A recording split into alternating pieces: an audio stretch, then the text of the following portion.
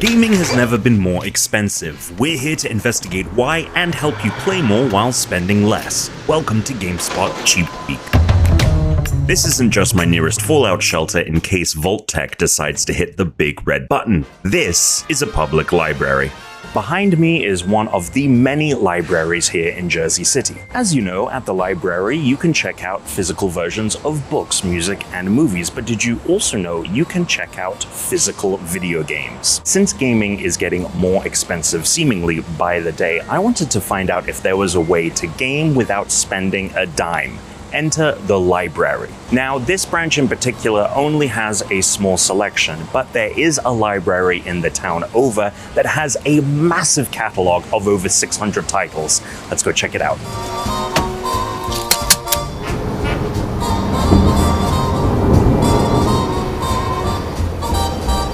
At this branch, there are hundreds of titles across PS4, PS5, Xbox One, Xbox Series consoles, Nintendo Switch, and Nintendo Switch 2. You can even borrow consoles and accessories, but when we went to go take a look at those, they had all been checked out. In speaking with a representative for the library, they said that this collection got started from a very small $500 grant, which they used to buy their first games. However, checking out games at the library became so popular that it is now one of the things that the library pours most of its resources into. What's awesome is that the gaming collection has created a ton of new library members who have now gone on to use other services that the library provides, strengthening the entire branch. Going through their catalog, I was incredibly impressed, not only with the breadth and variety of the collection when it came to the different genres that they were catering toward, but also the different qualities that they were offering. If you have ever wondered just how poor of a game Lord of the Rings Gollum is, you can come to this branch and check it out without spending a dime. God, that game was so bad.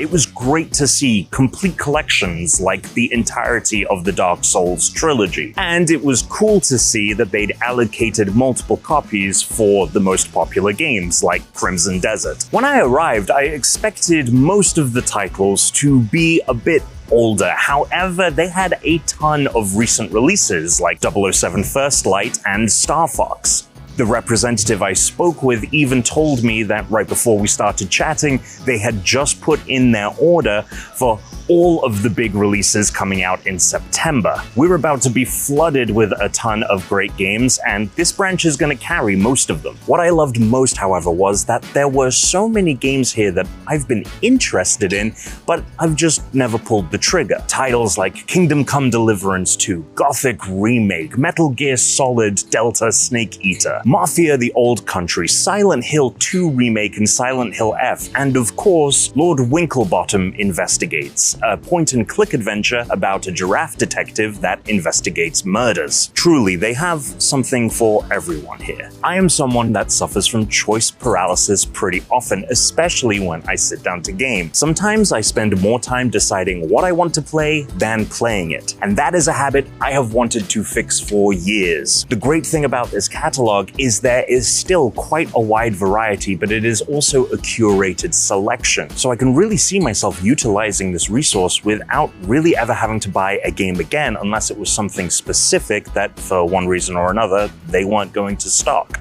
Of course, though, this brings us to the topic of the end of physical games, something that the representative of this library stated is going to hurt this aspect of the branch, which is really unfortunate and yet another casualty of our potentially digital-only future. They've apparently also gotten so many calls from people asking whether they are going to carry GTA 6, only for the rep to have to explain to them that the physical version of GTA 6 is not actually a physical version.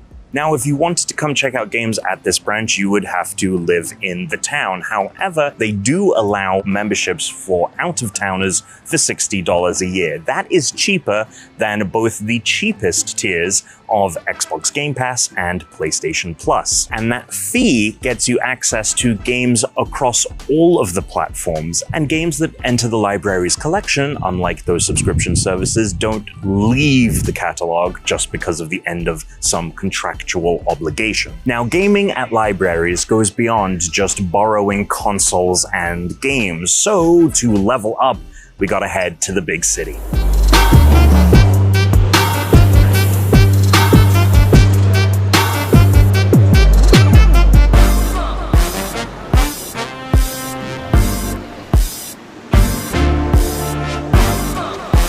I am at the primary branch of the New York Public Library. New York City has nearly 100 library branches across its 5 boroughs, and many of them offer different gaming activities that you can partake in at the library, such as tournaments and modern-day LAN parties. And that got me thinking about gaming in a third space. Third spaces are places that you can go that aren't your home, your first space, or your place of work, your second space. Ever since COVID, we have seen a rapid decline in third spaces. That's primarily been driven by the fact that, like myself, many people now work remotely. I don't really have a second space.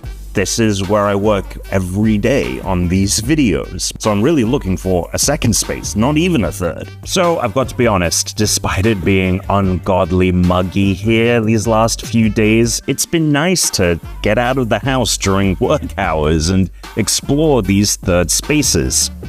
Second spaces. Now, there are other factors that have affected the prevalence of third spaces, one of which is the increase in public surveillance, something that is becoming a bigger cultural issue by the day. And then, of course, there's affordability, which is the whole reason we are doing Cheap Week in the first place. It now costs you more money every time you leave the house than it ever did before, so it's great when you can find a third space like the library that doesn't cost you anything. And you can check out video games there, which is pretty cool. So if you haven't already, I think it's about time you got yourself a library card.